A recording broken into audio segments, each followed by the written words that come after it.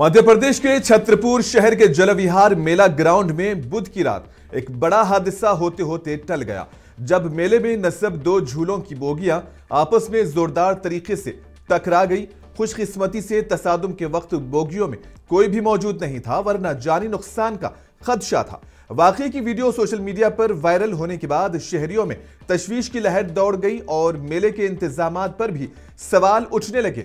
जुमेरात को मुकामी इंतजामिया हरकत में आई और मुआयने के दौरान खतरनाक करार दिए गए झूलों को फौरी तौर पर बंद करने और सख्त हिफाजती इक़दामात उठाने के अहकामात जारी किए गए।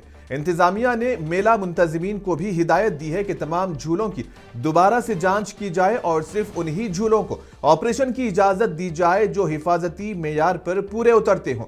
वाकये के बाद मुकामी लोगों में खौफ हिरास का माहौल देखा गया।